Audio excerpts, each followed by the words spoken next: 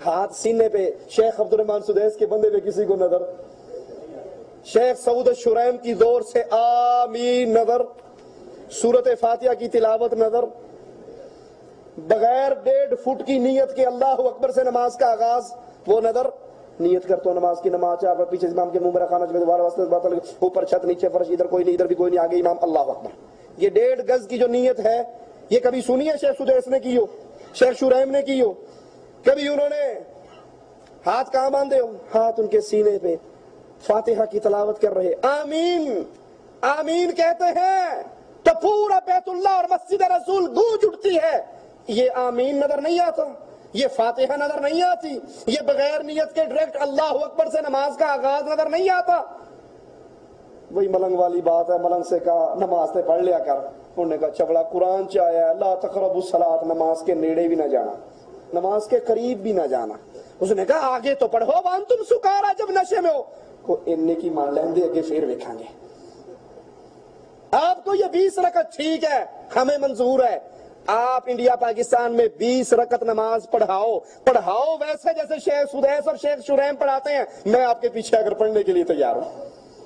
میٹھا میٹھا hip hip کوڑا کوڑا یہ تو کوئی بات نہیں، عمل اجازت ہے، 20 پڑھو 30 پڑھو 40 پڑھو، لیکن سنت کیا ہے؟ 11 رکعت۔ اور پھر مزے کی بات ہے، ٹائم تو وہی ہوتا نا تراویح پڑھنے کا، ہمارے انڈیا پاکستان میں تو وہی زیادہ سے زیادہ مولوی صاحب آدھا گھنٹہ پونا گھنٹہ لے لیتے ہیں۔ اب دیکھو ایک بندے نے 1 گھنٹے میں 8 پڑھنی ہے اور ایک بندے نے 1 گھنٹے میں کتنی پڑھنی ہے؟ 20 پڑھنی ہے۔ اب جس نے 1 گھنٹے میں 8 پڑھنی ہے اس کی آواز کیسے ہوگی؟ الحمدللہ رب العالمین، سکون سے پڑھے گا نا، آرام سے پڑھے گا۔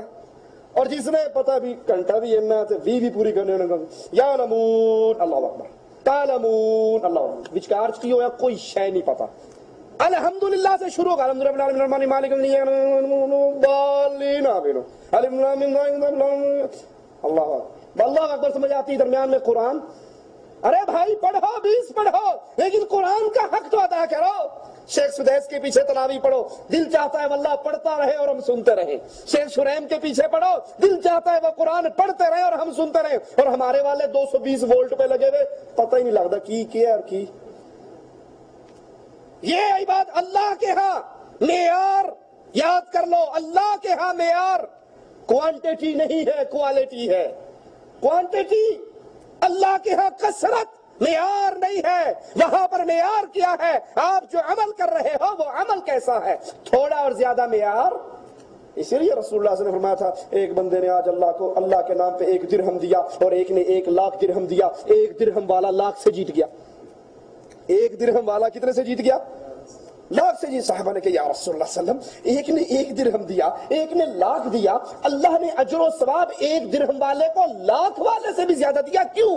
فرمایا جس نے 1 دیا تھا اس کے پاس کل 2 درہم تھے اور جس نے لاکھ دیا تھا وہ کروڑوں کا مالک تھا۔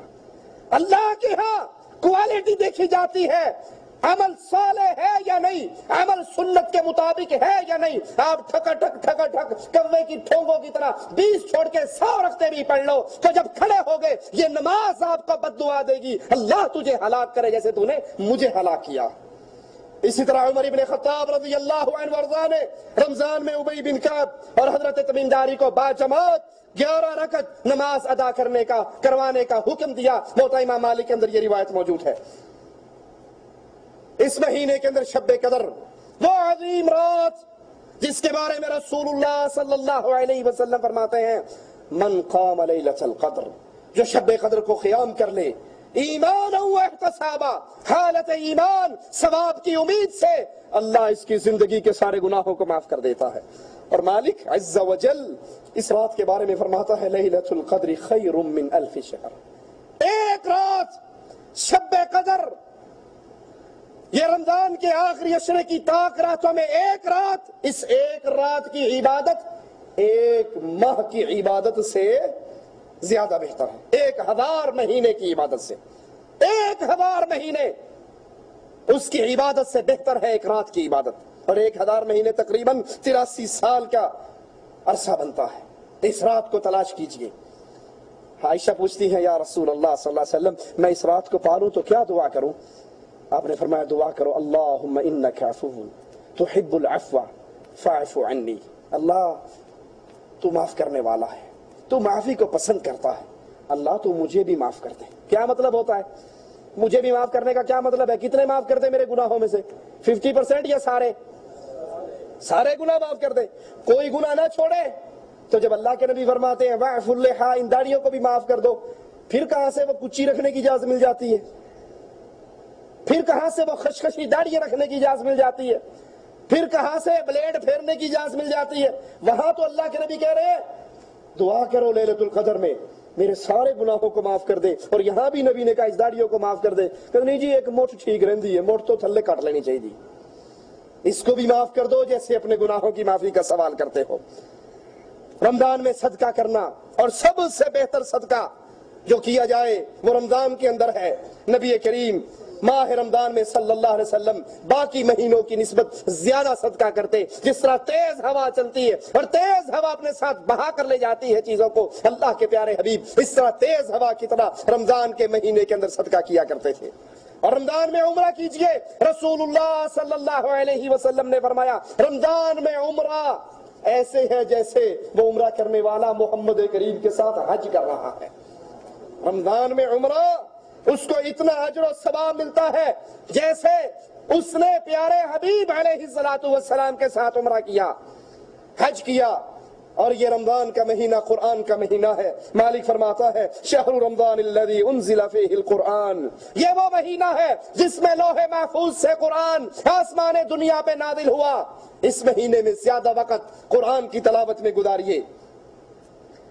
اللہ کے پیارے حبیب ہر رمضان میں قرآن کا دور کرتے جبرائیل علیہ الصلوۃ والسلام سے، اور جس سال آپ فوت ہوئے اس سال آپ نے 2 مرتبہ قرآن کا دور کیا۔ افطاری کے وقت دعا کیجئے، کیونکہ افطاری کے وقت دعا مالک عز و جل قبول فرماتا ہے، اور صرف دعا ہی قبول نہیں فرماتا، اس وقت انسان کی گردنوں کو جہنم کے کڑوں سے آزاد کر دیتا ہے۔ نظر دوڑائیے اپنے دائیں بائیں، کتنے ہیں وہ جنہوں نے پچھلا رمضان پایا اور اس رمضان کے آنے سے پہلے وہ ہمارے درمیان موجود؟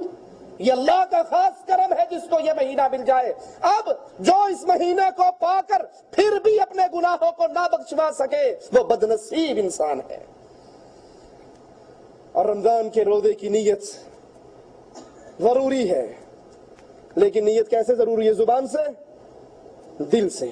زبان سے کہنا بدعت ہے، جیسے نماز کی نیت ضروری ہے، لیکن کیسے نیت کرتا ہوں نماز؟ نہیں، آپ کے دل میں۔ اسی طرح فرض روزے کے لیے لازمی ہے آپ سحری کھاؤ، سحری کھاتے ہوئے آپ کی نیت ہو کہ میں یہ روزہ رکھ رہا ہوں۔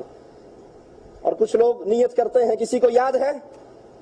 نویت وبصوم غد،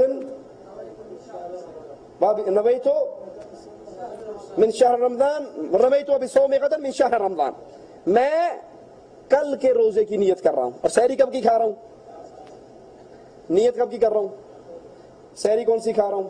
سحری آج کی کھا رہا ہوں، نیت کل کی کر رہا ہوں۔ اس کا مطلب ہے آج کا روزہ بغیر نیت کے، آج کا روزہ بغیر نیت کے۔